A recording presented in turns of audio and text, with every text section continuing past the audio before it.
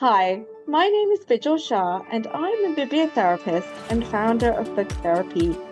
I'm also the author of Bibliotherapy, The Healing Power of Reading.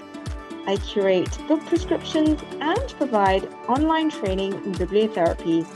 More details of this can be found on my website, www.booktherapy.io. Hello, my name is Freya Haidt. I'm a play therapist. I'm also the founder of Play Refuge, a play therapy service, creator of children's books on play therapy, providing consultations and training. More details are available on my website at www.playrefuge.co.uk. Hope you enjoy the show, and if you'd like a bibliotherapist in your pocket, you might find my book, Bibliotherapy, The Healing Power of Reading, a helpful companion. It's available at any bookstore that you shop at. And don't forget to subscribe where you listen to your podcasts and get new episodes as they're released. Thank you for listening. Welcome back to Pages and Play, the power of bibliotherapy and play therapy on young minds. On today's episode, we're diving into a worry that shows up time and time again in both bibliotherapy and play therapy spaces.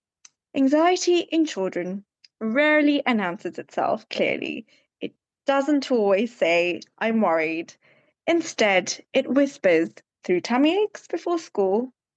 It hides in perfectionism. It bursts out in meltdowns over seemingly small things. It clings at drop-off time. It avoids birthday parties. It keeps young minds awake at night with big looping thoughts. I don't know if you'd like to start, Freya. Yeah, I thought I'd start with the difference between feeling anxious and anxiety disorder. So this episode focuses on feeling anxious, not anxiety disorder, but the information can be used for both. Feeling anxious is a natural response to stress, often characterized by feelings of tension and worry, and physical changes in the body, such as increased heartbeat and tense muscles. Feeling anxious is a common natural response to stressful situations. It's actually there to help us. While anxiety disorders involve excessive worries that can interfere with our daily functioning. Therefore, if anxiety becomes overwhelming or persistent, it may indicate an anxiety disorder, and that requires professional help. So you should consider at this point consulting with a mental health professional. Anxiety or feeling anxious involves complex nervous system interactions and can manifest in both mental and physical ways, like I said, through worry, arousal, and symptoms such as tense muscles, which might look like the tummy aches before school, or feeling sick, rapid heartbeats. Prolonged anxiety can impact our overall health. Therefore, understanding its neurobasis helps explain those kind of physical and emotional responses. So, in the therapy room, anxiety often arrives disguised as something else. It could be anger, it could be withdrawal, control, or even silence. Today, we'll be exploring what anxiety actually looks like in children and why it's so often misunderstood, how stories can gently externalize this fear and help children feel less alone, and how play creates a safe distance from overwhelming feelings. And of course, why metaphor, imagination, and symbolic play are powerful tools for calming the nervous system. We'll also cover practical ways that parents, educators, and practitioners can support anxious young minds, as well as include book recommendations on navigating anxiety for your child and for parents, teachers, and carers too. So, in bibliotherapy, books essentially become bridges. A character who's afraid of the dark, or worried about school, or frightened of making mistakes allows a child to say, "That's me," without the pressure of speaking directly about themselves. They can explore their fears through someone else's story. The story offers them the language, it offers them hope, it offers them endings where things shift. It gives them a sense of closure, but it also gives them different ways of solving or approaching a certain issue. So it's just a wonderful way of helping your child navigate through that anxiety or through those difficult fears. And in play, Freya, I hope this resonates, anxiety can show up symbolically, either through a tiny figure hiding from a large dinosaur, or through a doll who can't leave the house, or a superhero who needs endless protection. So through play, children rehearse bravery. They experiment with control. They retell scary experiences in ways that gives them mastery. So both approaches share something powerful. They respect the child's pace. They don't force insight. They don't tell them how to solve the problem. They let them come up with their own solution. And they create a sense of safety, which is first and foremost the most important. So whether you're a parent noticing new worries or anxieties, or a teacher supporting anxious pupils, or a practitioner holding space for big feelings, this episode is for you. So let's begin and explore how bibliotherapy and play therapy gently help children navigate anxiety, build self-awareness and self-understanding, as well as resilience and connection, the most important piece of it all in children. Thank you, Vigil. As you mentioned, children can play out some of their anxieties through metaphor and imagination and symbolic play. But there are other ways that play therapy supports these children. And I absolutely loved your thing about looking at both approaches, sharing something powerful in terms of respecting the child's pace and not forcing that insight, but first creating that safety to begin with. So yeah, engaging in the play, the child is able to communicate that inner world, often revealing emotions that may be difficult for them to articulate in words alone. And this process allows them to safely explore their fears and build on their development of their own healthy coping mechanisms and grant a sense of control, as you talked about, that mastery over the anxious thoughts and emotions. And the act of play also teaches children how to regulate their nervous system, which is so vital for them as they develop and become adults in this world, and how to manage those overwhelming feelings, which again, like I said, it's essential for enhancing their overall mental health and well-being. There are other ways as well. So as we talked a little bit before in the episode on emotional literacy, it helps children to identify and name and manage some of those emotions. But it can hide very much, as you said at the beginning, Vigil, in that hiding in perfectionism. So children can gain a sense of control through perfectionism. And so play allows them to build a tolerance to the mess of life and their challenges in a safe environment for them to be able to manage. And as you said, that the therapeutic relationship is the most important thing. It helps children to feel understood.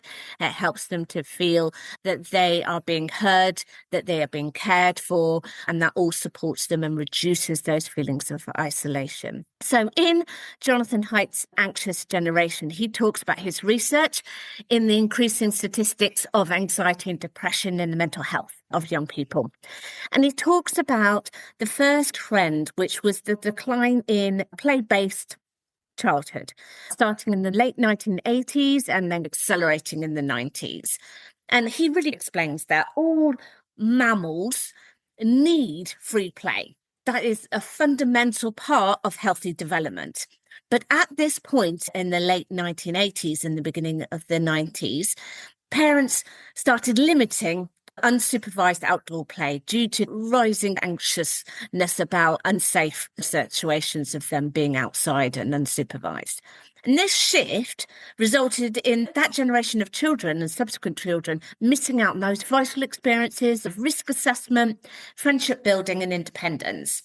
And he then explains that this was further compounded by the second trend, which was the rise of phone-based childhood. And so we had adolescents switching to smartphones with social media access. Now, many adults are unaware of the impact of this virtual environment and the addictive design of these technical platforms that these children are daily and for good periods of time engaging with. This is something that we need to address. We need to start being really curious about our children's online lives. We would not drop our 8-year-old child in the middle of London or Tokyo or a big city and expect them to navigate this without supervision. But we would give them a phone, and we have no knowledge of where they are going, who is online with them, and what they're being exposed to. I think this decline in childhood play is so vital and so key to the fundamental development of children that I think it deserves an episode in itself. And I think it would be really helpful just to hone in on some of those principles and ideas a little bit more. And as you mentioned, how the internet is going to be shaping a lot of this. Yeah, so much Yeah, of our child's playtime is now yeah, online. And so this is yeah. an area that we really need to be curious about. Be curious about, Yeah. and perhaps how we can bring in the internet and the online spaces into the play and reading spaces and how we can leverage off it Yeah. rather than seeing it completely as a negative tool, because I think we are going to have to live with this technology. So Yes. I think that might be a really helpful And getting episode for parents. But if you do think it's helpful, please do let us know, and that will encourage us to put together an episode, especially for this. if there are things that you would like us to discuss together, there's topics that are important to you, please do email us and let us know if there's other things you would like us to have future episodes on. We welcome that. Yes, exactly. This would definitely inform the next season. So it would be wonderful if there was anything you'd like us to cover that we haven't covered so far that we won't be covering in future episodes. So please do write to us, and we always write back at bibliotherapy.io or at Freya's contact Yeah, Freya. details. So Freya at playrefuge.co.uk. Yes, So and yeah, everything's in the show notes, so don't worry about looking them up or writing them down right now. You can just refer to the show notes at the end. brilliant. So there are many ways that you can support your child at home. Sometimes going straight to positive affirmations for some children, that can feel very big, and that can be quite difficult if you have low self-esteem. So it's vital that when we're playing and reading with our child, that we're helping them to feel seen, heard, and safe to express their true feelings, as we talked about before. So instead of dismissing a child's emotions, so for example, saying, don't be sad, we need to acknowledge it. So I see that you're feeling sad right now. That's okay. I think that's the hardest thing to do, isn't it? And sometimes it is really the simplicity of, I will hold your pain for you and I will stay with you no matter how negative you feel, and I will not leave your side. Because, like you said, often when we don't validate or acknowledge children's feelings, there's almost a sense of abandonment. Mhm. Child can feel good or they're alone, and it just almost brings up a sense of disconnection. I know I can be guilty of that. It's about practice. It's really tricky, like you said. And as a parent, we naturally want to problem solve, or we naturally want to reassure them, but by proxy, reassure ourselves, or we want to dismiss it because that's quite a scary place for us to go. And so there can be a whole host of reasons why that's really tricky for us to do. But like you were saying, if we are dismissing those more challenging emotions for them, then those emotions don't get validated. And that part of them can go into a shutdown that can feel like it's something that should stay hidden. And we obviously don't want that. We want them to know that all parts of them, all parts of their emotions, we hear and we understand and we love, and we're going to accept. Yes, such an important point. But I do agree, it's a really tricky one to get the language, be able to do that with your own child. It's much easier as a therapist than it is as a parent, I have to admit. So let your child know that it's safe to talk about any feelings. A child needs to be heard, like you said, and like I said, we so often go into the problem solving part, and sometimes A child isn't able to access that part of the brain, that the cognitive logical part of the brain, at that point when they are highly in the emotional amygdala part of their brain to a limbic part of their brain to be able to access that. So we need to make sure that they feel safe and heard and that they have your undivided attention, and then you can talk about solutions. And that will really depend on your child and their processing time with that. So the language that is intentional and focus on building the child's self-esteem and sense of worth. And this is really praising or encouraging the process instead of praising the achievements or the products. So things like, I love spending time with you. I'm proud of you for trying your best. Your ideas matter. It's okay to make mistakes. That's how we learn. You're brave for sharing how you feel. I love that you care about others. You can always talk to me about anything. And I trust you to make good decisions or good choices. Vigil, do you have any stories of bibliotherapy in action and how books serve as bridges? I love that metaphor. Yes, I do have a few, but I just wanted to say firstly, thank you for sharing those tips. They're so helpful. And it really sets out your whole approach to play therapy, which is, I feel, really helpful for our listeners. So thank you so much. And I'm certainly going to be sharing or writing down those tips on a post-it note so that I can remember to use them intentionally with my children. I really feel like it's key that they do hear these words. And of course, I'd love to share my experience of a young girl called Aria who struggled with anxiety and how a book called Wemberly Worried by Kevin Hanks really helped her navigate this. This is a gentle story about a mouse named Wemberly who worries about everything, big things, small things, and everything in between. And Aria immediately connected with Wemberly. She said, Wemberly asks a lot of questions like me. And that observation was important because in bibliotherapy, the process often begins with recognition, the shock of recognition, as I call it, that sense of connection with the character. We know that when she reads about Wembley in the story, she immediately identifies with her. She recognizes Wembley's fears are similar to hers. For example, losing her toys, or being late, or starting school, or entering a new situation. And I noticed that Aria was nodding every time we spoke about this part of the story and about Wembley's questions that she was asking in the script. She also mentioned that she felt she needed to check things over and over again because it made the worry feel a bit lighter. It made the worry go away a little bit. We talked about how we all need reassurance. And especially if we're struggling with anxiety, this can definitely make us feel unsafe. So just by talking about it, we were essentially able to externalize the worry. This is the second part of the process, which is separating the emotion from the child. So we introduced the idea that Ariel was not a worried child, that was not her character. Instead, we said to her that sometimes you carry with you what we call the questioning worry. And this label essentially was inspired by Wembley's behavior in the story. So whenever Aria felt anxious, she would then say and practice saying, the questioning worry is visiting today. And literally, this small linguistic shift, this small bit of language that we used, created this emotional distance that Aria needed from her worry. And the worry then becomes an experience and not an identity, not part of who she is. So, this is a very important piece of the externalization problem.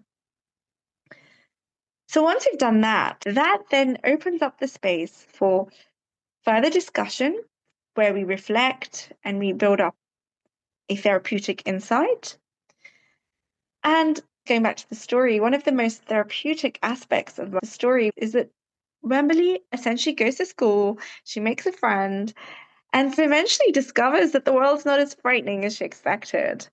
And at that point, Arya notices something very important, that even though Wembley was still worried, she still went, she still faced her fears. And this became a core message that courage was not defined as feeling the fear, but as staying with the fear and moving forward and continuing our everyday activities. So this reflection and insight for Arya was really helpful. She felt like, well, she could also do that. She could hold her fears and still go into school and be okay. So we invited Arya to imagine a new page at the end of the book, a new scenario, essentially, where she drew Wemberly sitting beside another mouse at school. And she mentioned that her worry could walk beside her and not in front of her. So this was an insight that we'd built together. And this message was really important for her to take away and give her the courage that she needed to move forward and face her daily school activities. So whenever she felt anxious, we praised 3 reflective questions, which is, what is my worry asking me to be careful about?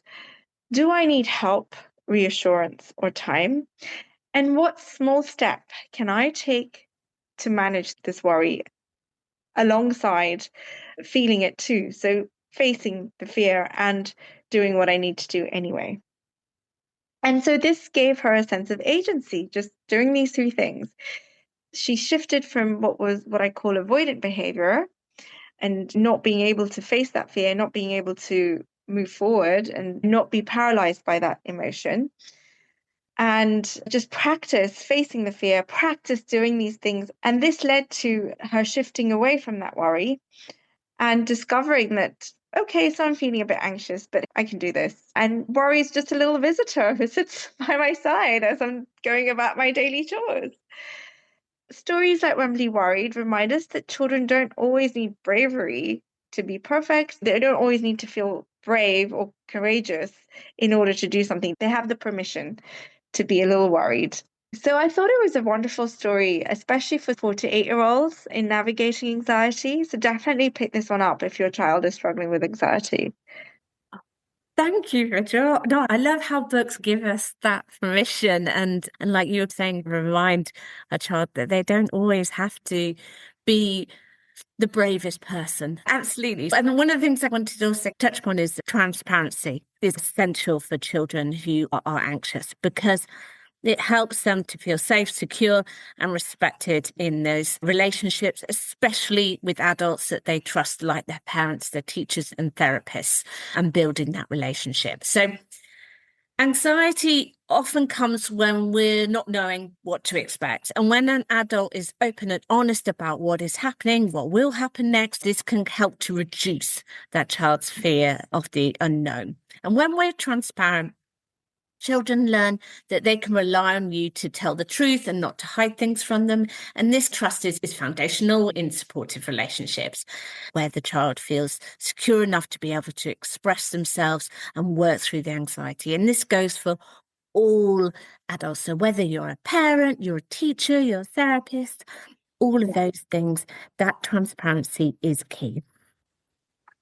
Yes, and just to add to that, Freya, from a bibliotherapy perspective, transparency is also about language and narrative. When we read stories with children, we are modeling that openness about feelings. A character might say, I feel scared about starting school, or I'm worried I won't make friends. And that explicit naming of emotion shows children that feelings are not secrets to be hidden, they're experiences to be understood.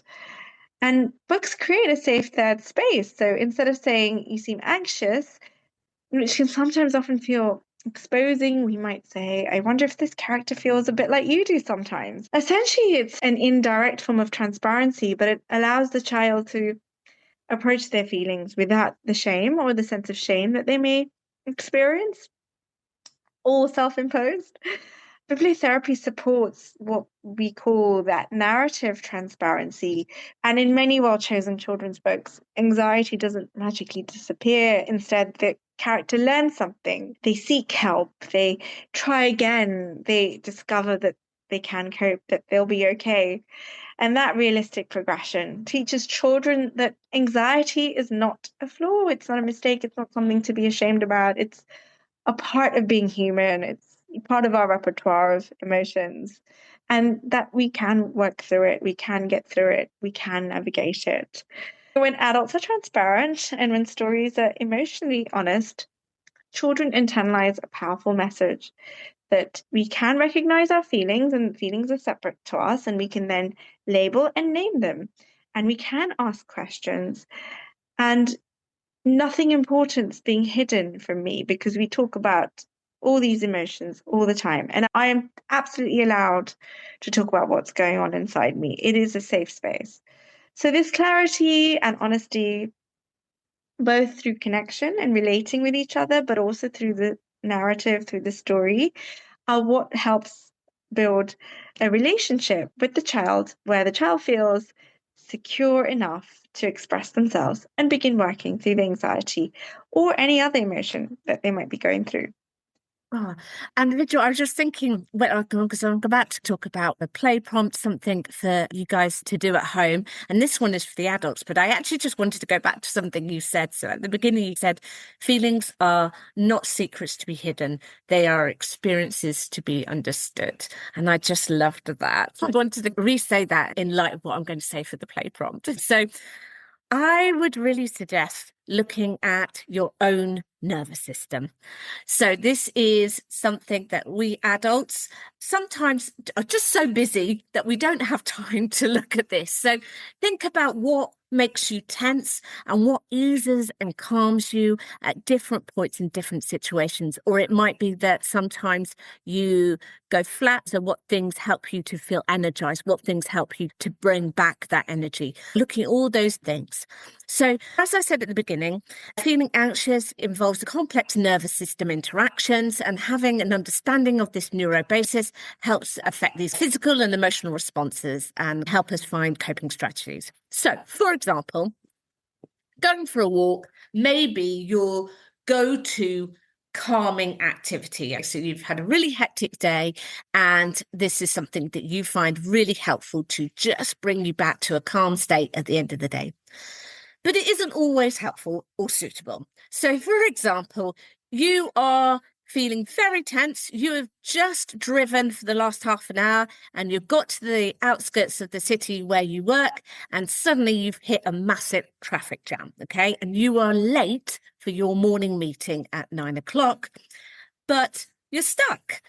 Going for a walk is not going to help you in this moment, quite the opposite. But some acknowledgement, so you know that you're feeling anxious and this is going to affect your driving, which means you respond and address your tension by doing other things. It might be that you open the window, you turn on the radio if music helps to calm you, and that fresh air coming in from the window feels really nice against your face. And you're able to think in this moment, actually, what are the key points I need to address at that meeting? I've got to be there first thing. And can I have those ready so that I know that when I do get to the meeting, I can go straight in and I'm being concise and I'm getting to the core of what I need to give in that meeting. And this is why it's important that we have a range of activities that help us. We need to understand our emotions, as we previously mentioned. So I encourage you, think not only about your 5 senses, but also think about other sensory systems. So start with you and then look at your children and see what things helps them. So does your child's vestibular system, so that's the sensory system that has a crucial role in maintaining balance and spatial orientation, so that your child finds it calming or invigorating, jumping on a trampoline or going for a bike ride after school? Or is it that they're looking for proprioception support, which means that they're looking for big hugs at some point, or the feel of a rough surface, or they would like to push and pull things? I was reading The Art Cure after hearing the podcast Vigil did with Daisy from Court. So I was thinking about music and art and writing and dance. And sometimes dancing and yoga is what you need. And sometimes you need to sit and watch the rain fall. And sometimes you need a friend, and sometimes you need to be alone. These are all part of understanding your own emotions and what supports your nervous system. So I really encourage you to listen to your body, and then you can start to look at this with your child. Oh, this is so helpful, Freya. I think this is such an important idea and piece that we often overlook. We just often ignore. We go straight to the child. And so really glad that you've shed some light on it today. And I think that bit about listening to what your body might need, that is absolutely essential. And because this is a bibliotherapy podcast as well, I'd love to extend on this by offering a bibliotherapy prompt to sit alongside this play prompt, because just as our bodies need regulation, our minds often need reflection, and we often will have thoughts coming into our heads. So I would like to just offer an invitation, a bibliotherapy invitation, which is essentially asking yourself, what story am I living in this moment, and is it helping me? Is it serving me? So, for example, when you're sitting in the traffic jam, or when you're running late, or your heart's racing, there's usually a narrative playing in your mind. Am I going to mess this up?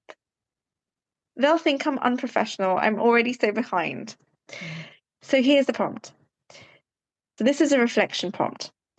Think about the books that have comforted you in the past. What characters model regulation, courage, or steadiness? What if these people, whether it's a real life person in a memoir or a fictional character, what have they done that sort of embodies that sense of courageousness or stability or empowerment? And if I stepped into their shoes for a moment, what would shift inside of me? So just like having these ranges of sensory tools that Freya offered, it's powerful to have this range of narrative tools. And whether it's music or movement or stillness, I'd essentially want you to add rewriting to those activities so that we can use essentially what I call narrative therapy to re-author your story or rewrite your story. Because bibliotherapy is not just about reading books, but it's also about using writing and creativity to heal, to be empowered, to move past those sometimes really negative emotions that take hold and almost hold us hostage.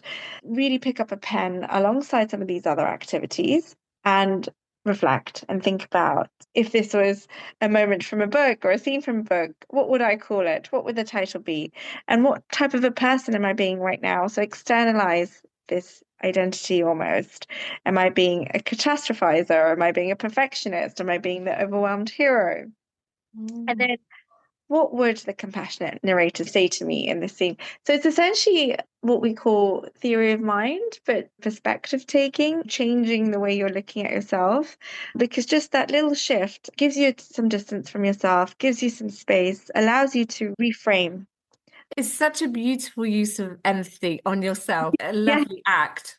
it's that switching from self-empathy to third-party empathy and then bringing it back to yourself. And it's a really Beautiful. strong way of shifting those emotions that are sitting inside there, almost melting those emotions away to some degree. I really invite you to reflect on these points and also how the next chapter might look.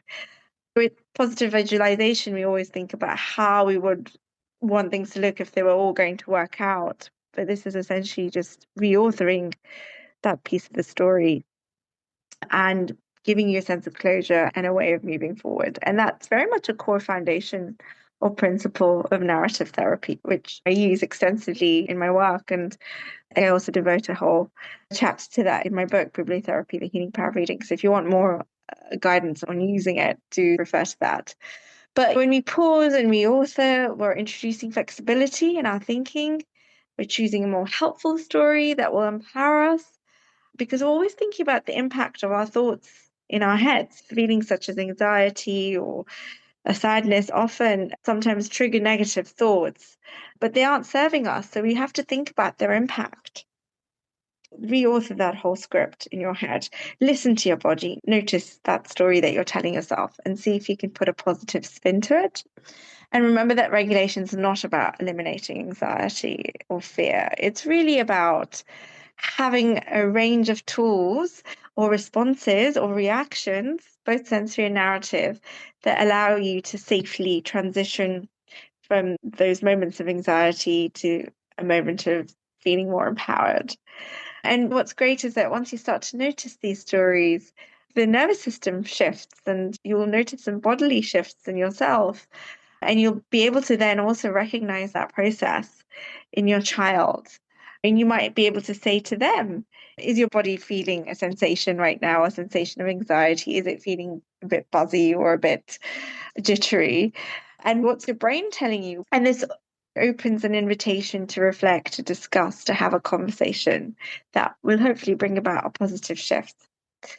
And with that said, Freya, I'm conscious that we're coming to the end of our episode. So, as always, before we go, we like to share some reading recommendations for our audience, for both children and parents and carers, including teachers. Freya, what would you like to suggest? You always have some great book recommendations. I'd love to hear some of yours. Oh, thank you. So Ruby's Worries, A Giant Bag of Worries, and Invisible String. And like I said before, the Invisible String comes in lots of different formats. So I definitely go for that one. That really does look at that separation anxiety. Looking a bit older, I love The Boy Who Made Everyone Laugh. It talks about a boy with a speech disorder, and it's just incredibly funny and lovely. So I'd really recommend that one. There's another book called The Worry Less Book, Feel Strong, Find Calm, and Tame Your Anxiety. And this book, it really explains to the child what is happening in the body. So that emotional distance from anxiety, that it's not your identity, but an experience instead. There's other books in terms of teenage books. I would say The Final Year and the First Year, but Matt Goodfellow looks at a young carer and the big emotions going on with the primary school in the first year at secondary school, as well as him dealing with a lot of challenges at home. They're brilliant books, absolutely brilliant. For parents, a go-to book that I'm always suggesting is First Make the Beast Beautiful. I really like that one. It's a gorgeous memoirs, isn't it? It's got a really lovely balance to it in terms of you feel like you're on the journey. She talks about her anxiety when she was very young and then all the way through her adult life and her professional life. And she intermixes it with different kind of research. She's a very good researcher and she's showing you some examples and techniques that she's used. So as a parent, you can think, actually, that might be suitable for my child now, or that might be something I can talk about with them in 10 years' time if this is still something that they're having challenges with. So I think it's a great book. And then obviously I mentioned The Anxious Generation as well. But please, Vigil, tell me about the books that you would recommend as well. Yes, no, I loved all of those. Thank you so much. And just to add, Jonathan Haidt and Catherine Price have just published a new book called The Amazing Generation.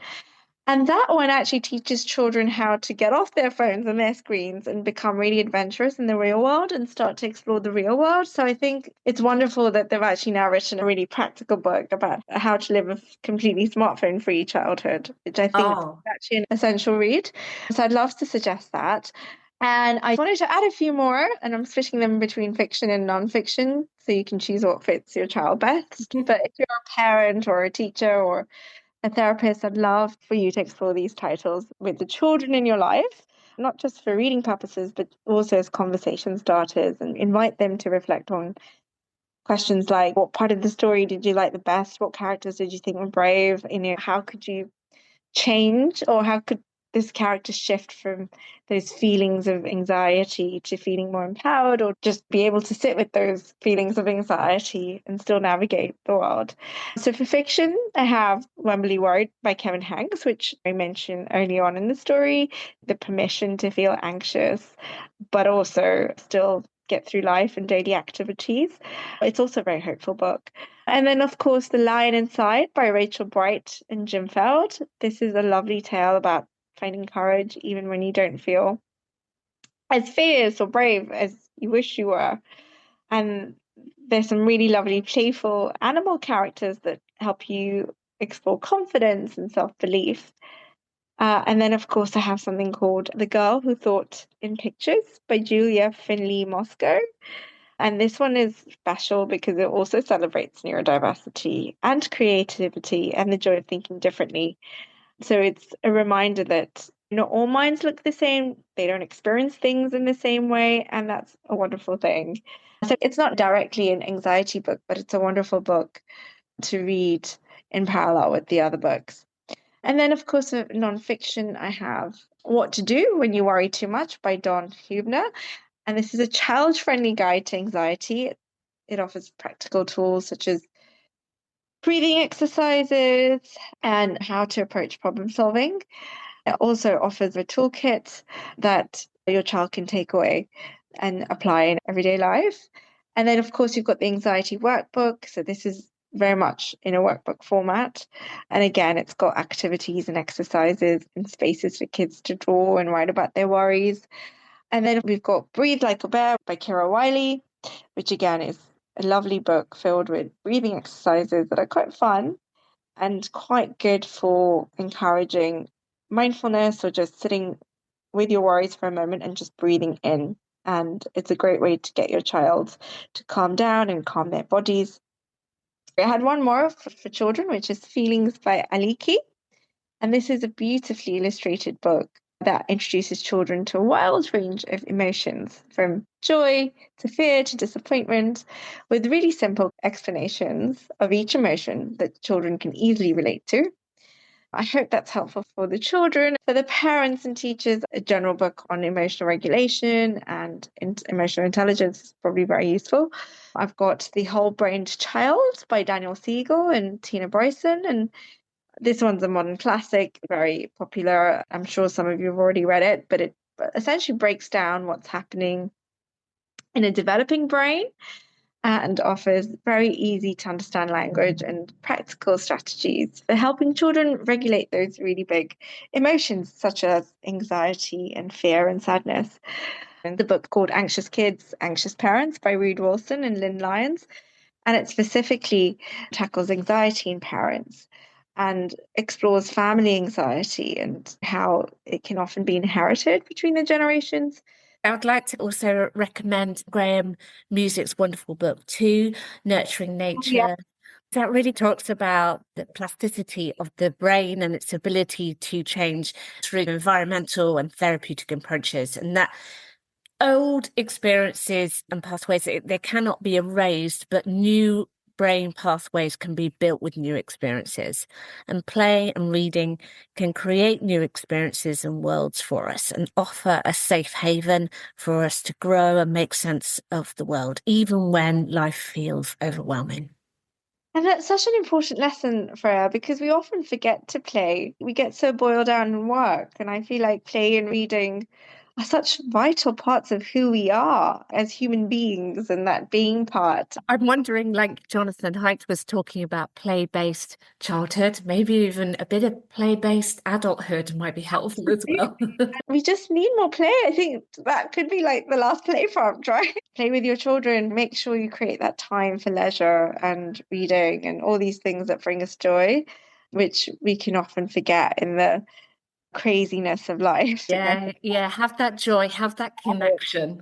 Exactly. I hope you enjoyed this episode of Pages and Play, the power of bibliotherapy and play therapy on young minds. And if you'd like to catch up on previous episodes, you can do so wherever you get podcasts. Simply search for Pages and Play, the power of bibliotherapy and play therapy on young minds. And until next time, take care and happy playing and reading. Thank you for listening. I hope you enjoyed the show. And if you'd like to sign up to our online bibliotherapy courses or try a personalized book prescription or a bibliotherapy session, you can do so by following the links in the show notes. And as always, we love hearing from listeners. So if you want to get in touch, share any book recommendations or thoughts on bibliotherapy and play therapy, please do so at vigil@bookstherapy.io and freya@playrefuge.co.uk. Thank you so much for listening.